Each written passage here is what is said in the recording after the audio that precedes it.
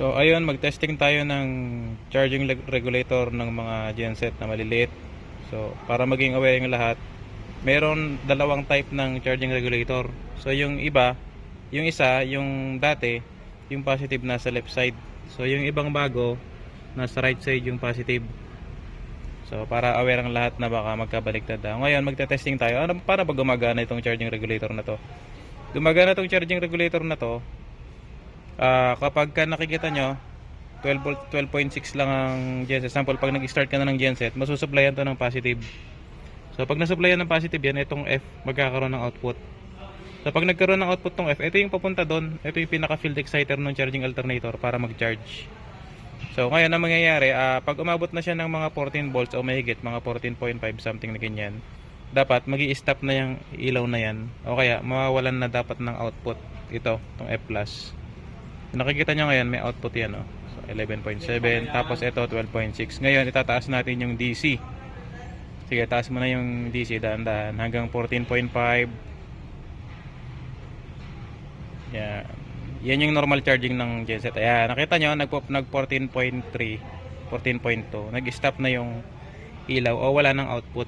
Meaning yan, full charge na kasi yung battery para hindi niya i-overcharge yung battery.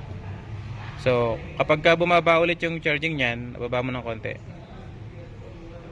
Yan, nakikita nyo pagka na ganyan. Mini-maintain nyo lang yung output niyan para ma-maintain nyo yun. Ngayon, kung umabot yan ng mga taas mo ulit sa 14 o 15. Yan, yung i-stop.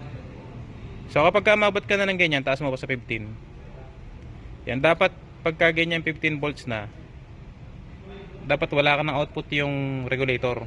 Yan, mawala na rin yung ilaw.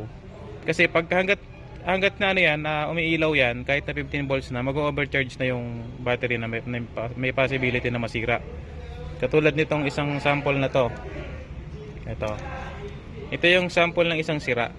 So makikita niya 15 volts yan. Yung goods gumagana pa.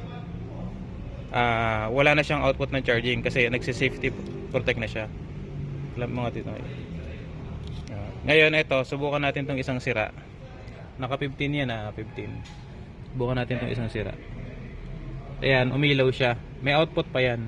Pagka ganito yung senaryo ng regulator nyo, naka 15 volts ka na sa genset, tapos meron nakailaw pa rin yan, may problema tong regulator na to.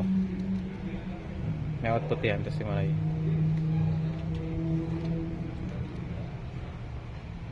Ayan o, i-overcharge niya yan, yung battery, na magiging dahilan para masira ang battery. So, yun lang.